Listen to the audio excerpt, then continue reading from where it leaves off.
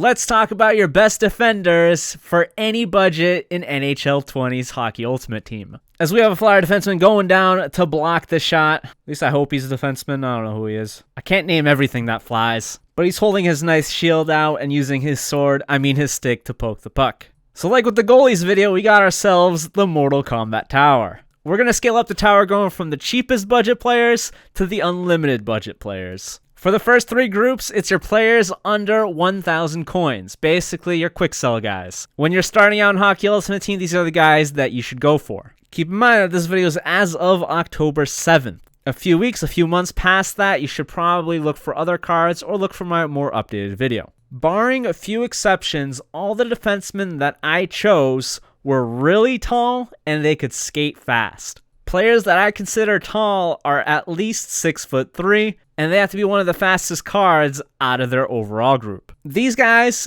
fit the description, or, well, they're close enough. Let's start things off with icon player MURZYN, 82 overall, who in Polish, pronounced MUZZIN, literally means black person. How did he end up with that last name? I have no idea.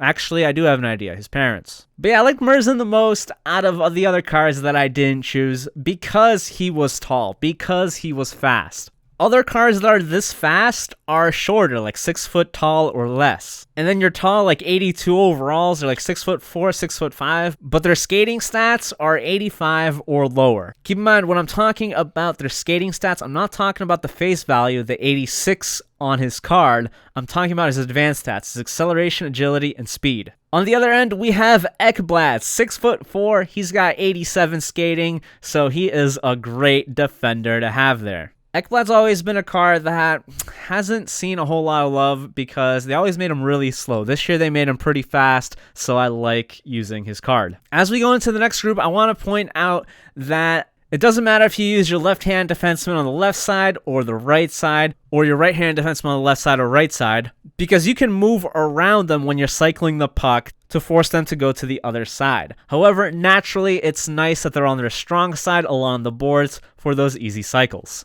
John KARLSSON is up next, 87 acceleration, 86 agility, and 87 speed. He's a 6'3" character who perfectly fits the aforementioned description. Ekman Larsson, an exception. If you count his hair, he's 6'3", but he is fast, and that's really all you need. The reason why we need fast skaters is because the forwards are faster than the defensemen. You don't want your opponent burning by your players, getting easy breakaways. In competitive seasons, HUT champions, that's going to happen a lot. So you got to keep up with your opponent's players, and the way you do that is by having fast defensemen. The last of the budget beasts have Ryan SUTER and John KLINGBERG. SUTER's also a 6'2", but he fast. He's got thread the needle if you want to make him faster. KLINGBERG, even faster. He's got arm day if you don't want to make him faster, because that's not going to help you. But he's the fast side of this group. That's what makes him desirable. From there, if you have about 10k, you can upgrade to these guys. Brisbois, still an 82 overall, but that skating is exceptional. When you actually have a defenseman that's almost as fast as McDavid and your opponent is complaining about it, you can show him the stats of this card and shut him up. Clefbaum's not exactly a big upgrade, it's more just a lateral upgrade. If you want an extra inch over some of the other defenders, he's your man. Now the upgrades that start mattering a little bit more. Your 83 overalls in Seth Jones for 7k and Mikhail Sergachev for 15k. Jones adds yet another inch to be 6'4", and these heights really do matter because your players will be able to intercept pucks from further away. They'll be able to fight off and fend off forwards that are crashing the net, and they'll be able to win puck battles much easier. Just go into like a game of ones and choose the tallest dude that you can have at like 7'15", and just watch as he just randomly picks up the puck and takes the puck away from your opponents, and you're not even doing anything. So that's why height is pretty important. Sergachev is mostly here if you want that upgrade in your shot power. However, he's not that important and can be a little bit overpriced.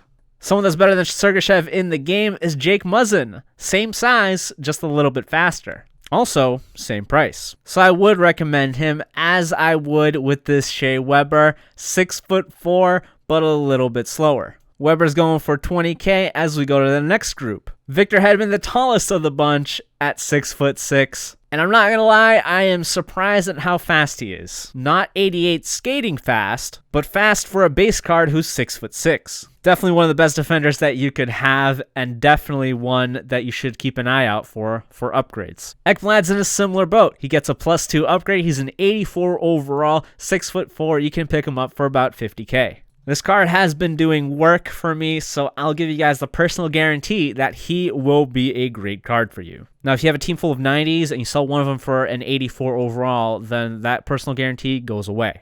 Honorable mention goes out to this John CARLSON card, who I noticed at the last second, and I already made the towers, so I'm just going to throw him in here and say he's a pretty good card to have. We had the base John CARLSON, why not have the Team of the Week one? You can pick him up for about 40K. Next, we get into some pricey dudes. SHEA THEODORE, 130K. This card is primarily so pricey because of his sustained pressure synergy. But at 6'2", with 93 skating, you can't go wrong. He's a card that a lot of top players use because when they want to activate the sustained pressure synergy, he's one of their go-to cards.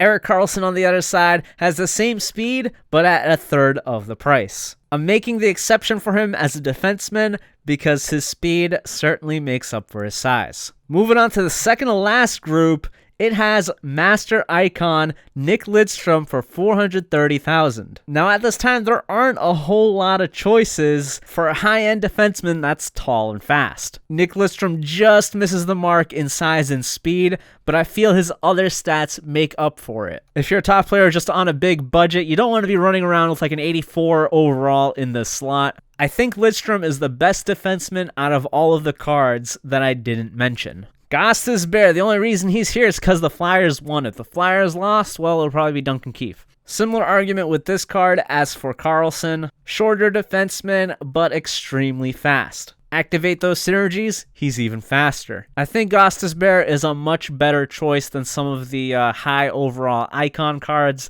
that are just way too slow, that are going to be burned by your opponent's top line. Gostisbehere will keep up with them and will make sure to stop them. Now, the undisputed best defensemen right now, Dahlin and Paul Coffey. They go for about the same price, but this Dahlin is just way better. Dahlin is faster, he's taller, and until EA releases some more Master Set players, he's going to be on most top teams. It'll probably be 2 months before we really get to see some more high overall defensemen that eclipse that Dahlin card. Paul Coffey, on the other hand, has a better shot, better puck handling, better awareness, and more importantly, he's got the sustained pressure synergy. 2 points in that. Having Paul Coffey means you'll be able to activate that synergy rather easily. If you do, your Paul Coffey might be just as fast as the Dahlin we talked about. So those are my choices on best budget cards. Let me know who you found could fit into some of these slots. And let me know what you guys think of some of these cards overall. And I'll be back again to go over the best budget wingers in NHL 20's Hockey Ultimate Team.